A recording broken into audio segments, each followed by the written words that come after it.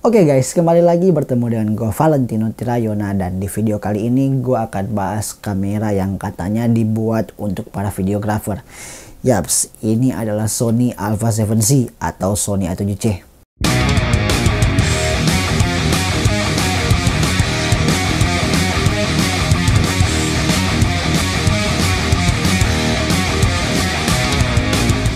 Ini adalah kamera mirrorless yang bersensor full frame dengan 24,2 megapiksel Exmor RBSI yang memiliki ukuran sangat compact guys. Kalian boleh lihat, ini sekilas mirip dengan Sony mirrorless APS-C seri 6000 ke atas ya. Dan bobotnya kalau kita perhatikan, bobotnya ini hanya 509 gram, sudah disertai dengan baterai yang gede. Ini hampir mirip dengan Sony A6400 yang memiliki bobot 400, kurang lebih 400-an gram. Dan well, kita bisa melihat ini sangat-sangatlah compact. Untuk harganya, kamera ini dibanderol dengan harga untuk body only-nya 27 jutaan. Tapi untuk dengan lensa kitnya 2860 f4 sampai f5,6 dibanderol dengan harga 32 jutaan. Gua nggak tahu kenapa range harganya begitu jauh. Apa perbedaan lensa kit Sony ini dengan lensa kit yang lain? Ya mungkin kalau kita perhatikan dia di focal length-nya kan.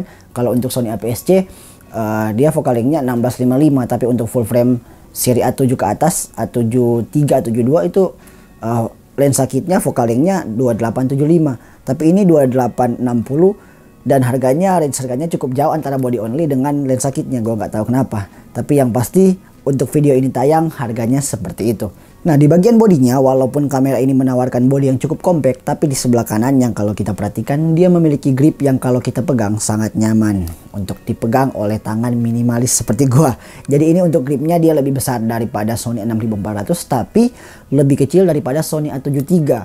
Jadi ini ada di tengah-tengah, dan untuk tangan gua yang minimalis, ini nggak kecil ya guys, ini minimalis saja.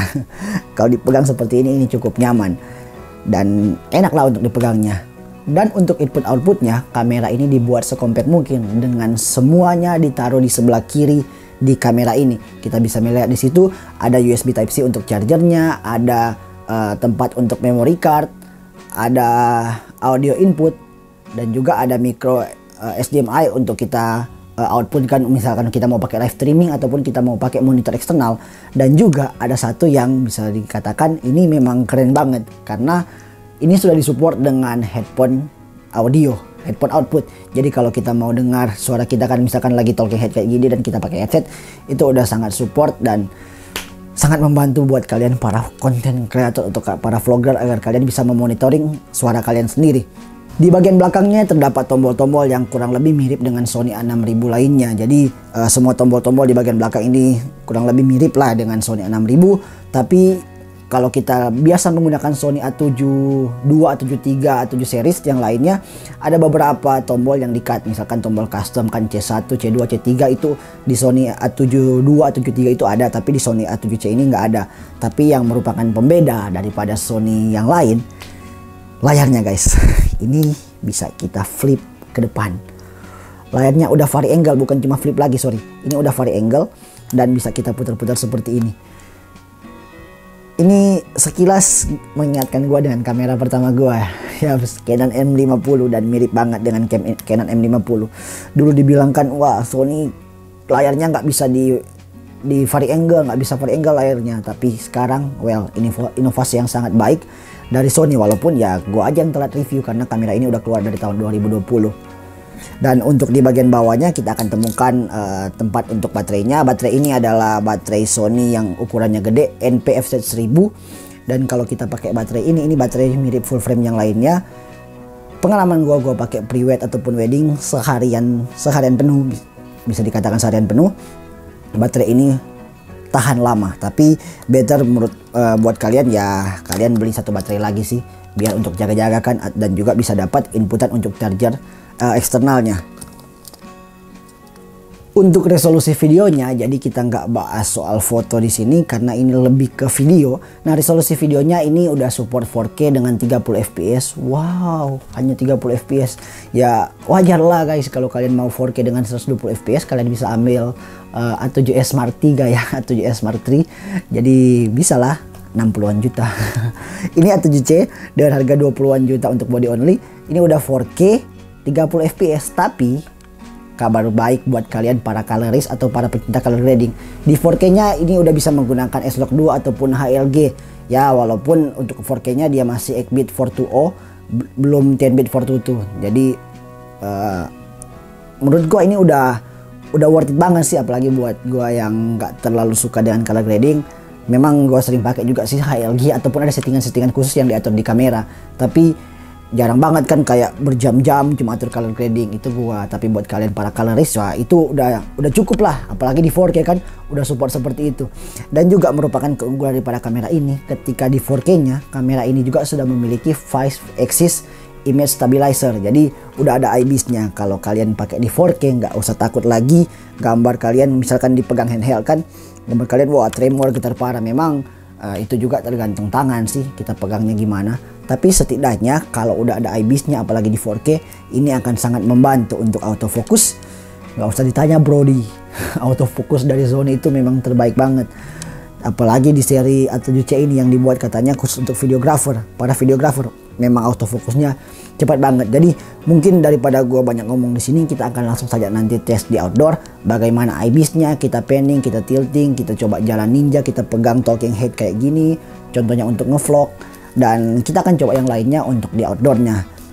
Yang pasti kurang lebih itulah spesifikasi yang bisa gua bahas secara ringkas ya soal A7C ini, dan kita akan langsung saja tes outdoornya. Oke guys, sekarang kita lagi coba Alpha 7C A7C dipegang handheld ini menggunakan satu tangan saja, dan di focal length ke-28 nya kira-kira untuk ruangannya, untuk framingnya kayak gini. Jadi ini untuk ngevlog udah bisa kiri kanan, dan ini hanya pegang satu tangan pakai tangan kiri lagi. Jadi ini apakah kalian bisa melihat fokusnya dan kestabilannya hanya dipegang satu tangan. Kita lagi coba bagaimana sistem kalau kita lagi ngevlog kan di outdoor. Oke guys, sekarang kita lagi tes outdoor dan menggunakan Sony A7C. Ini posisi gue lagi pegang handheld dan berusaha untuk sestabil mungkin.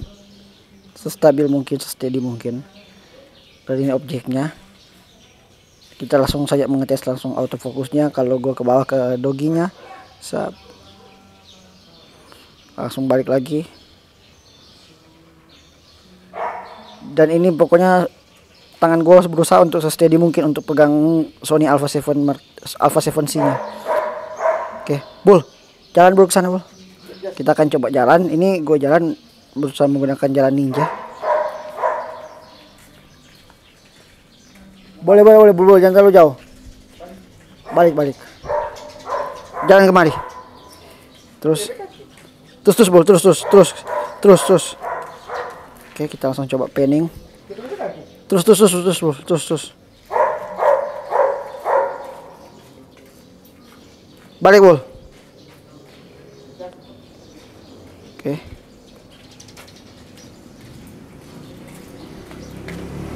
Kesimpulan dari gua ketika gua pakai kamera Sony A7C ini udah sangat worth it Brody. Jadi ini udah keren banget. Apalagi cuma untuk kan kita syuting wedding, pre-wedding ataupun video-video corporate yang lainnya. Bahkan kalau kita perhatikan Alpha 6400 saja yang ini gua pakai, ini udah pernah syuting video corporate, bahkan pernah ada file 4K yang kita kirim ke luar negeri menggunakan salah satu kameranya Sony Alpha 6400 ini dan diedit di sana 4K. Jadi apalagi A7C ini yang bersensor full frame dengan segala kelebihannya. Jadi ini udah sangat worth it banget. Apalagi buat kalian para content creator. Nyaman banget guys. Layar bisa flip screen, ada audio headphone untuk monitoring, dan lensa kitnya ini udah mendukung, apalagi sensor full frame, udah mendukung kalau kita talking head seperti ini. Jadi daripada kalian penasaran, mending kalian beli aja. Harganya kok cuman 27 juta untuk body only dan 32 juta untuk lensa kitnya. Jadi oke, semoga video ini boleh bermanfaat buat kalian semua. Dan yang mau upgrade kamera dari Sony Alpha 6000 series APS-C ke mirrorless, khususnya buat para videographer, ya gue sangat rekomendasikan untuk Sony A7C ini. Oke, sekian dari gue Valentino Tirayo. Kritik, saran, request, dan lain sebagainya komen saja di bawah, atau kalian bisa follow akun Instagram saya @valentirayo. Sekian dari gue, pamit undur, dan God bless you guys. Gila, keren cok.